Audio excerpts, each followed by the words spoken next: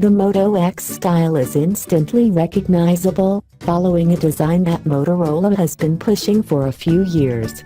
It's close in style to the Moto X Play, as well as the 2014 Nexus 6. It is, in many senses, a scaled-down version of the Nexus 6, offering a similar arrangement of front-facing speakers and 2.5D glass, for lovely rounded edges to the display. The Moto X style has a metal frame with the back inserted into it. The default is a great soft grip resin finish, although the Moto X style can also have the full Moto Maker treatment, giving you the option to fully customize your device, from colors, to accents and so forth. In many cases these customizations can be done for free too. The Moto X style exhibits the good build quality we've come to expect from Motorola, and the shape of its rear is designed to fit nicely into the hand. At this size, however, you need pretty big hands to grapple with it.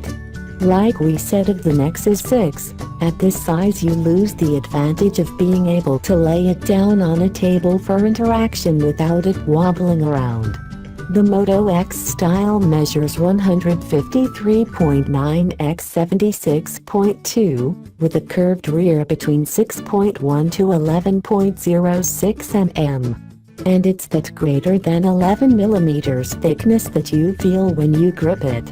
The phone weighs 179 grams, which is pretty hefty, but there's a reassuring solidity that comes with that weight. There's also a nano coating to protect your phone from accidental spillage, although it's not waterproof like some other models out there, Sony being the obvious brand in this area. Sitting on the front of the Moto X style is a 5.7-inch IPS display with a 2560 x 1440 pixel resolution, delivering a 520 ppi density. As we mentioned, it has lovely curves to the edges so it's slick to swipe across, and it's topped with Gorilla Glass 3. On the hardware front, the Moto X style is powered by a Qualcomm Snapdragon 808 chipset, with 3 GB of RAM. That's a powerful loadout for flagship rivaling performance, and we've found the phone to be plenty fast enough in all the tasks we've thrown at it. There is the option of 32 GB or 64 GB of internal storage.